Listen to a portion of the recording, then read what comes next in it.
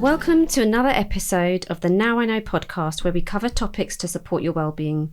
Today's episode is sponsored by Vibeverse Clothing, who have bold and uplifting messaging reminding everyone of the importance of mental health. Today we're joined by Derick, the founder of Gentlemen's Health Hub, a movement that's redefining men's wellness. Welcome, Derick. Thank you. Thank you for coming today. I know we have been in talks since last year. Yeah. And I was chatting to a friend of yours and I said, it's all about timing. So this has been the perfect timing for us to have this conversation because you're doing lots of work around men's mental health, which I love. Tell me a bit more about yourself before we deep dive into the Gentlemen's Health Hub. Me. Yeah. Who is Derick? So I've got a company called Workplace Wellness, but we won't delve into that today. I've been to therapy. I'll start strong. I've been to therapy. This is kind of how, in a sense, how Gentlemen's Health Hub come about. As I've always been quite bold and quite open about it, it's not something that I really hide. So what I did do, I started wellness journey, my own wellness journey, and tapped into different things. So I tried yoga, I tried Pilates, I tried Reiki. Yoga was in India, so that was an interesting one. And I started documenting it. I started Instagram, Gentlemen's Health Hub. There was no direction initially. I was just sharing my wellness journey with everyone, and it picked up traction quite quickly. People were like, what is he doing? You know, like, you're doing Reiki, is that masculine? I was like, okay, I'm gonna do it anyway. Like, as I said, I'm not shy of these things. And then someone suggested to me, you should do a men's circle. And then I've done one last month, shall I say. It was successful, and then the journey starts, and this is where we are now. I love that. You just said something which was, I've always been open. You know, like, is that like an upbringing? Is everyone in your family like that? Like, where does that come from? Because not everyone that I meet can say that they're really open. No. Parents, no. Mum, no. Dad, confident, but not open. Do you know what I mean? Confident, cocky even, but not open.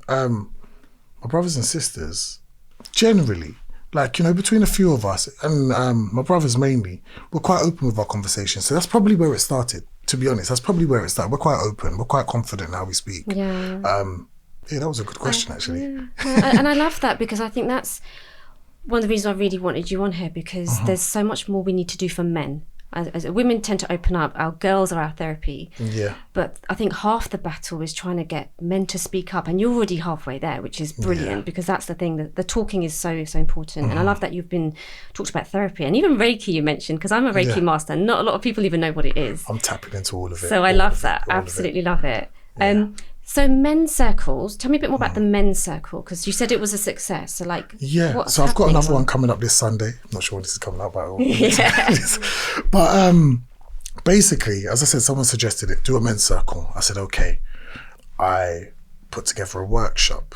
Let's call it a workshop, yeah. So initially, I done my introduction, which was me opening up just to random group of men. I just came in, I said, okay, I'm Derick, told my story, mentioned that I've been in therapy. I mentioned that I was in therapy to hopefully, you know, it's just me giving something of me. So if you want to open up, you want to say something, so be it. But if you don't, it's okay. One person, just one person actually in the first one just said something, because I asked them a question about gratitude. No, I didn't ask about gratitude. I said, give me one word about how you're feeling today. And someone said, I'm feeling grateful. I said, okay, why? I didn't push on it. I just, why? Because I've just got through some financial problems. And when they said that, I was like, okay, thank you.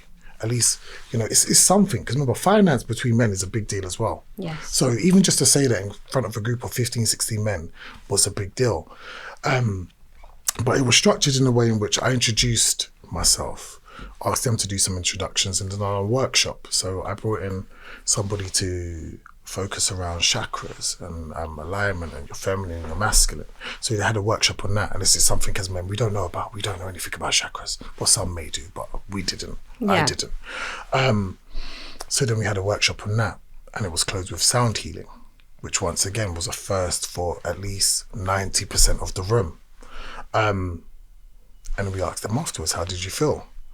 And the funniest thing is I brought my most skeptical friends I invited, because I've done it with reason, I've done it with purpose, so that I can try and change something in you. And the polite people in the room were like, I was like, how do you find it? Oh, it was good, it was interesting.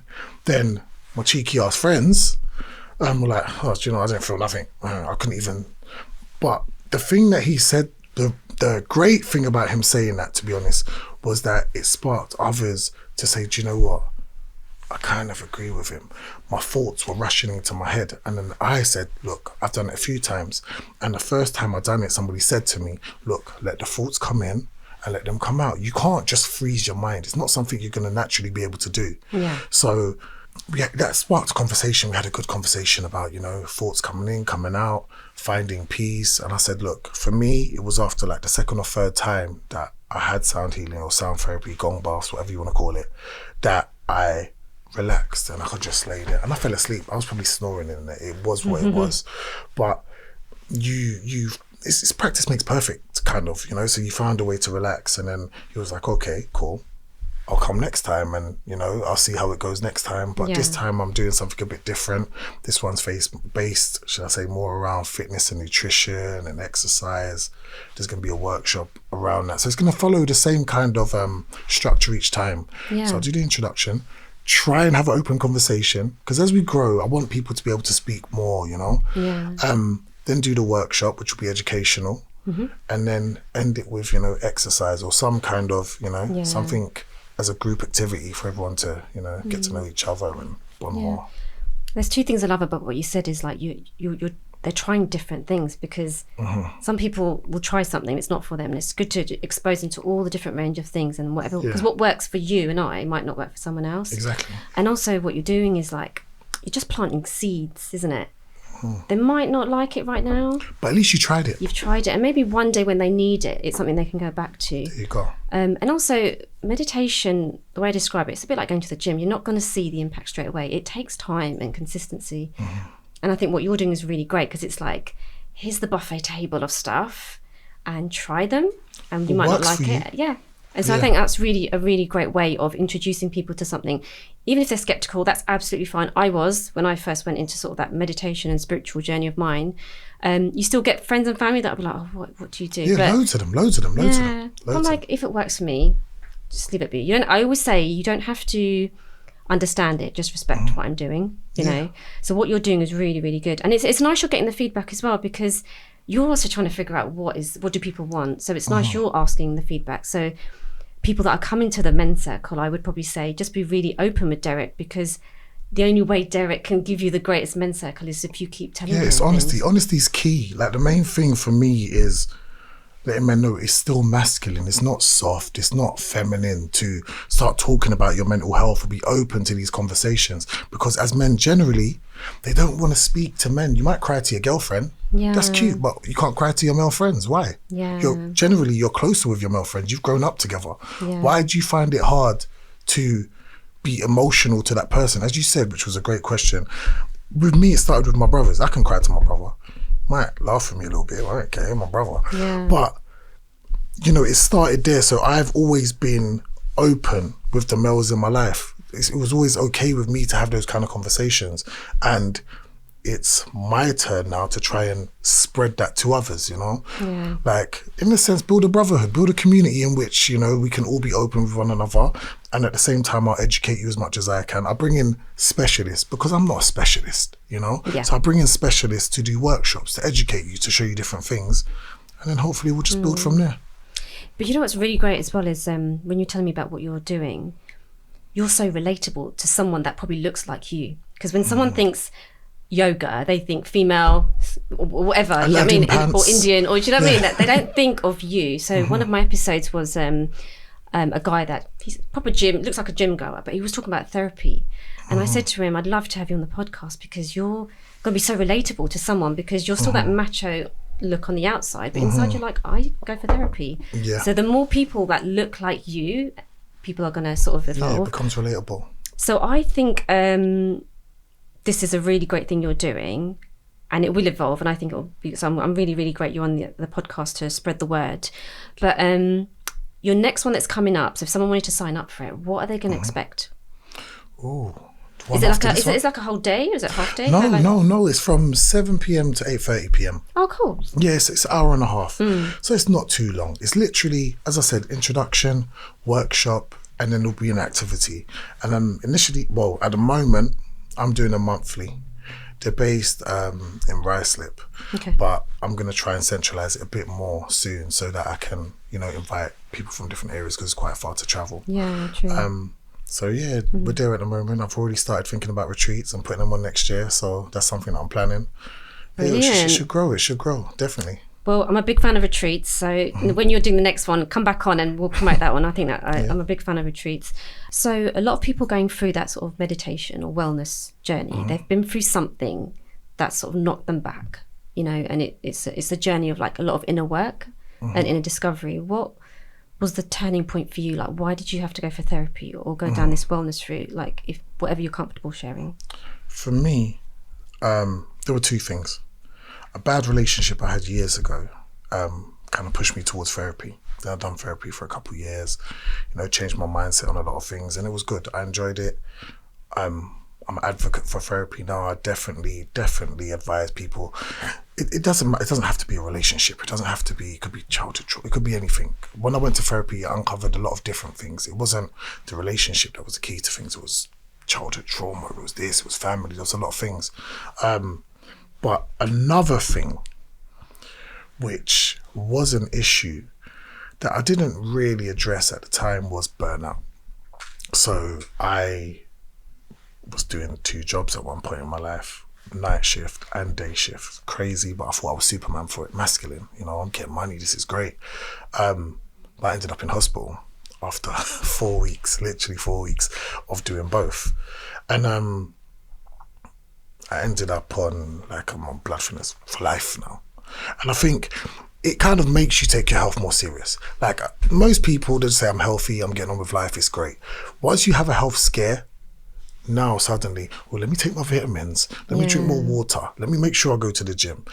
Gym for men, generally aesthetics, they start with aesthetics, then it turns into nutrition, then it turns into health, and I need to do, which is great. Like it's a great journey to go along. But for me, the burnout was the reason for that, I believe. Okay. And then it's only now more so that I'm on my own wellness journey that I kind of address that a bit more. The health aspect of it, like I got sick, great. You started trying to be a bit more healthy, you was in the gym, great. But the burnout and the slowing down and the doing mindful practices and stuff, it's only now that I'm doing it myself that I thought, even if you was working 2 jobs, not that I advise it, I'm not telling everyone to work 2 jobs. If you're doing mindful practices, it will help. It's the moments of being still, meditation, sleep, just sleep is great, or just finding time to be still, doing different things, clearing your head, mental clarity, all those things help. And I wasn't really doing that at the time, so I don't think I would have suffered from burnout if I was practicing certain things. So it was those 2 things mainly. Hindsight's a wonderful thing, isn't it? When you said burnout, like describe what burnout felt to you. Exhaustion. Like I'll push myself to the limit, like exhaustion to the point where you're irritable and arsy to loved ones. So your energy levels were probably really that's low, the best way to put it. Just exhaustion. And you feel it, but as I said, as a man being masculine, you push through. Men don't, we're not cowards. We don't stop. We don't stop pushing. We got money to make, we got to provide. So the key thing is if you're tired, take a break, relax. It's a marathon, not a sprint. I think that was my whole thing as well. As you said, hindsight, I'm sprinting. I wanted everything as quick as I could. Now it's a marathon, take your time, and you'll get there and just, relax, take mindful breaks, do things that make you feel good, that make you happy. If you're chasing money or whatever it is that you're chasing, if you're not actually enjoying the journey, it's not really worth it. Totally agree. Yeah, it's not worth it. You mentioned mindfulness practices and you're showing people different options for their wellness journey. What's your go-to? Now? I enjoy yoga. I've done yoga for the first time in India and it was amazing for me. the stretch. I go gym and I don't even stretch that much in the gym, but I've started stretching all the time in the gym. I've got private yoga lessons now, and the meditation at the end as well is good. Like I enjoy both. It's Kundalini. I think that's how you say it. Yeah. Kundalini yoga that I'm doing. So you'll do a lot of breath work as well, which is great. It's great. The yoga, the stretching, obviously it's good to stretch. And then the meditation at the end. Like for me, that's my go-to at the moment. Yeah. I'm trying different things, but at the moment, that's my favourite one. Love that. And it's great you're saying at the moment, because like what might work now this year, later on, actually I need something else. Yeah, you try different things, definitely. And I love that because my go-to every morning is yoga. And I've got a 6-minute one, because it's a time, single mum, 2 kids, it's always time. And I always have my yoga mat next to my bed in the morning, so there's no reason why I can't actually do it. So my thing is yoga. I have to do it. If there's one thing I don't have time for, I'll always make time for yoga and breath work. So imagine someone's listening to this, but they can't make it to your men's circle. What advice could you give someone listening that they can do straight after they've listened to the episode? What's the one thing they could just start? Come to my next one. If you can't make it to this one, come to the next one or the one after that. That's the best advice I can give you. But do 1 minute meditation. As you said, you do like just small things. Do 1 minute meditation. YouTube, I've got videos. I'm not really promoting them, but come to my stuff. But, 1 minute meditation. Yes. Try it. It's mindful. It works. Don't knock it until you've tried it. It can be, that's woo-woo. Whatever you say, try it. Message me on gentlemans.health.hub on Instagram. Tell me how it worked for you. And we'll go from there, because it's effective. You know, people will say, oh, it's not for me. You don't know it's not for you if you haven't tried it. If you try it and it's not for you, try something else. If you go onto my Instagram, I'm trying a range of different things. Every single thing there might not be for you, but one thing will be. Yeah. And that's what I can say. And I love that message, because, like I say, if you don't know anything about it, how can you judge it? Yeah, if you're not educated, experience it and then decide it's not. And I totally 100%. I think that's really great. So what you're offering is, I'd say, it's the buffet table of wellness, isn't it? And I think that's what I'm going to start telling people. Yeah, and the good thing with that is, when else would someone get the opportunity to do that? Because you've already tried things, you can bring in all the experts, and they're people you use, which I think is really, really good. And I think I went to an event a few weeks ago. This lady, she was a marketing lady. She just gets lots of entrepreneurs in a room, and there's a lot of burnout, especially with self-employed people, entrepreneurs, 100%. And she did the same. She said, look, this is a session about your business, but also your well-being is so important. So I think it's really great when you're doing that, and especially for entrepreneurs, I think they really need to hear this messaging. So if there's any entrepreneurs out there, please connect with Derick, because this is a great space for you. And you say it's men's circles. Is there a reason why you just wanted men? Is it just that safe space? Do you know what it was? It's what I fell into. I'm a man. So it's where I'm starting. I've already got ideas for other ones, don't get me wrong, but I think for us it's always been a taboo. It's like, women are important, we love women, everyone else, but for men it's always been, as you said, it's been a taboo for us to talk about our mental health, for us to open up to one another. And as you said, it's relatable for me. Like if I was to do a women's circle, I'd have to have somebody else host it, Right, yeah. So with the men's circle, for me, it's something that's close to my heart. It's something that I can push. I feel like I can open up a bit. And on the basis of me opening up, hopefully you will too, because I'm not scared to talk. You shouldn't be scared to talk. Who's here to judge us? Do you get what I mean? So if I can do that, and it just starts with 1 person, 2 people, 3 people, and then build a community and just go from there. Love that. I really love it. Where do you see it growing? What's the next for Gentlemen's Health Hub? I know you've got the men's circles. Like imagine we meet up in a year. What does it look like in like 2026? I will have a massive community by then, definitely, and retreats. Like at the moment, I'm looking into building a community and starting retreats. What goes from there? You never know. But at the moment, that's my focus right now. Just building a community, doing the events, making events more regular. And as I said, where it's based in Ruislip at the moment, it's not accessible to everybody. So I might centralise it more in the next few months, or open different chapters. But that might face me some burnout, if I'm doing too much. But I'll see how it goes. I'll probably centralise it. That's one thing. But then definitely do the retreats. That's going to be a big thing for me. And that's probably a key advice, right? Because you've burnt out before, you don't want to now take this on and then you're burnt out. And I think that's the thing when, like, you know, I talk a lot about wellbeing, but we have to role model it as well, you know? So I think what you're doing is brilliant. We have a closing question, Derick. Okay. So I would like the audience to come away from the podcast and say, now I know about the Gentleman's Health Hub. With everything you now know about wellbeing practices, what would you go back and tell your younger self? Take time. Slow down, breathe, learn some breath work, do some breath work. That's a good one. It's not a race. It's not a race. Stop sprinting. Literally, it's a marathon. Stop sprinting, and you'll get there. Yeah. You know, like, enjoy the journey. I don't think I was enjoying the journey before. I think I was chasing things that I was always gonna get because I hit a lot of my goals. You know. Yeah. But I wasn't enjoying the journey. So by the time you get it, it's like, oh, okay, I got that. That's nice. On to the next one. Just enjoy the journey. Enjoy it. Take time, you know? And yeah, literally that, I think. And it's a really simple thing just to do. And we just don't do it. We don't just breathe. We don't sleep properly, isn't it? Which is so, so important.